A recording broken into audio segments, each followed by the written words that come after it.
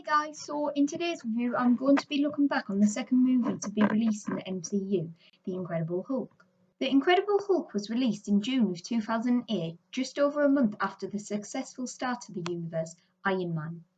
The Incredible Hulk is quite an underappreciated and often forgotten film of the MCU, as it has no ties to the wider universe other than General Thunderbolt Ross coming back into the third phase of the MCU, making an appearance in Captain America Civil War. Additionally, Edward Norton plays the big green Goliath in the film, but was later replaced by the Hulk that we all know and love today, Mark Ruffalo. The Incredible Hulk was also distributed by Universal back in 2008, and Universal still hold the distribution rights to the Hulk character, which is the reason the film is not available on Disney+. The film stars Edward Norton as Bruce Banner, aka the Hulk, Liv Tyler as Betty Ross, Tim Roth as Emil Blonsky, and William Hurt as General Thunderbolt Ross. So, with the background of the film covered, let's take a look at the hero, villain, visuals, and soundtrack of the film. Bruce Banner, who has already become the Hulk, is now on the run in Brazil, where we see him searching for a cure and learning techniques to help him control his heart rate and prevent a transformation. I think in the first act of the film, Edward Norton does a good job of playing a desperate man who holds on to some form of hope. We can see the struggle Banner faces being a good man, trying to help without getting into conflict. For example, in the scene when he is hesitant to stick up for the young female being harassed in the factory he works in. We don't really see that much of Banner's personality other than his love for Betty and him actively trying to avoid her for her own safety. But when we talk about Banner, we must also talk about the Hulk. It is hard to talk about the character's development of the Hulk, as the Hulk is like a toddler with the inability to express his emotions. However, we do see he is capable of caring, which is something we also see in Mark Ruffalo's version of the character in Age of Ultron. At the end of the film, we see Banner's guilt as he is willing to transform into the Hulk and risk everything because he feels his work is responsible for creating Blonsky. This scene is interesting as it suggests Banner must have some control over the Hulk, or at least trust the Hulk enough to fight Blonsky rather than just wreck Harlem. We get some great Hulk moments in the end battle, in particular him using the cars as boxing gloves, using the chain to choke Abomination, and the famous catchphrase Hulk smash, all implying the Hulk has some form of intelligence and fighting strategy. At the very end of the film, we see Bruce Banner in a similar position to the beginning of the film. However, now he seems to have control of the Hulk as his eyes begin to turn green and he smiles. This scene is polysemic, however, in that it could suggest Banner now has control on the Hulk, or Banner is being taken over by the Hulk, who is smiling as he is about to gain control. Overall, though, I personally don't think there is much of an arc for the character in this film, other than he has to learn to accept and use the Hulk to fight greater threats. But that is only hinted at in the third act of the film, with most of it acting as a love story between Banner and Betty Ross. For that reason, I'm going to give the hero in this film a 2 out of 5. I would say this film has two villains in both General Thunderbolt Ross and Emil Blonsky. However, for this video, I will just be focusing on Emil Blonsky, as Thunderbolt Ross makes the right decision and realises his mistake in the third act of the film.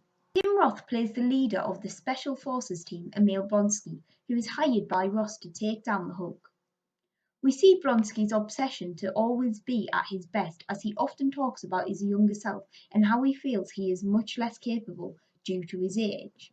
I like this aspect of the character, portraying a man with a combination of arrogance and confidence issues, driving him to pursue the Hulk and prove to himself that he can be the man he once was. We again see Blonsky's ambition to be the best at everything. He does not even hesitate to take a serum which will give him enhanced speed, strength, agility, and healing, despite it having mental drawbacks and being extremely dangerous. The film also focuses on the stubbornness and strong will of Blonsky, who manages to recover quickly because of his hatred of the Hulk and ambition to beat him. In the third act of the film, we can see Blonsky is a man who no longer thinks strategically, but acts on his impulses, forcing Dr. Samuel Stearns to inject him with Bruce Banner's blood, which is a risk that could kill him. This scene again reinforces Blonsky's arrogance as he is determined he will survive the procedure, the same as Banner.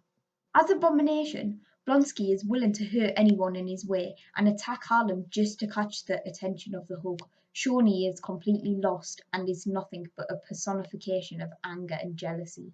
As a whole, I think the film does an alright job of developing Blonsky, showing us he feels unsatisfied with himself and the age at the beginning of the film, which in some ways makes his decisions more understandable. But as a whole, he is just an evil version of the Hulk by the end of the film, and his motivation to beat the Hulk is not all that interesting or relatable. Out of 5, I score the villain a 2 in this movie. The film has some impressive visuals in the first act of the film, such as the set design and shot types used to establish Bruce's living situation in the beginning.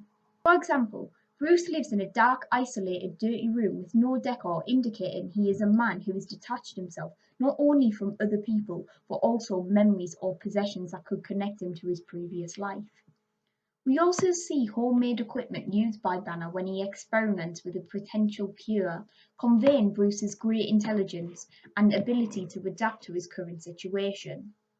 Peter Menzies Jr., the cinematographer of the film, also uses closed framing in the factory scene, showing us the claustrophobic and overcrowded environment Bruce works in. With our knowledge of the Hulk, it makes the audiences anxious at the thought of Bruce Banner and the Hulk being in a confined space. Additionally, steam is used, which could be viewed as a visual representation of Bruce reaching his boiling point. Menzies also uses cold colour palettes with dirty browns, again reinforcing the lack of wealth in Rio de Janeiro and Bruce's dreary circumstances. When transforming into the Hulk, Menzies often uses extreme close-ups on Bruce's eyes, bringing us much closer to the character and making us feel like we can see into Banner's and the Hulk's eyes to see they are one and the same. Unfortunately, the CGI of the film does not attempt to connect Bruce Banner and the Hulk in any way. My main issue with the film is the lack of resemblance between Edward Norton's Bruce Banner and the Hulk. No attempt has been made to map Norton's characteristics onto the face of the Hulk, or even make his hair similar. It is a shame because the shot types focus on establishing these characters being one character. Yet, the CGI and special effects completely contradicts that decision, making the character harder to relate to. Overall, there are some great visuals in the first act of the film. However, that is not enough to give it a great score, and therefore I give this film a 2 out of 5 for the visuals. Like most films, MCU or not, The Incredible Hulk does a good job at using music to anticipate the scenes we are about to see. We have suspenseful music whenever Emil Blonsky or Ross hunt Bruce, and a softer, romantic soundtrack when Bruce and Betty are together.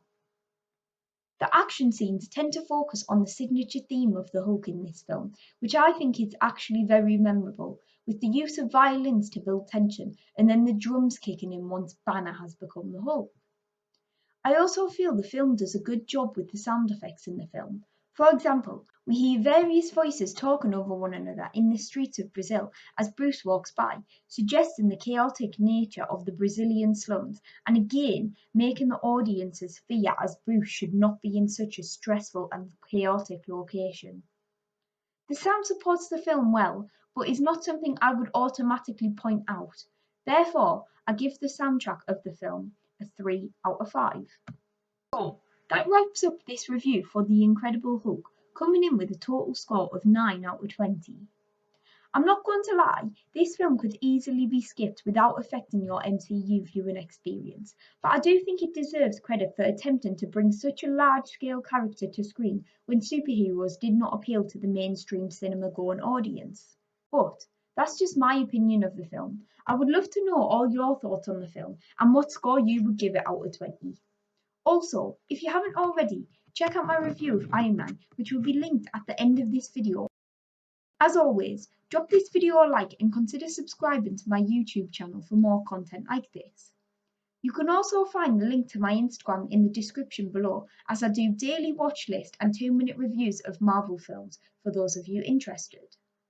That's going to do it for today though. Thanks for watching, and I hope to catch you all in the next one.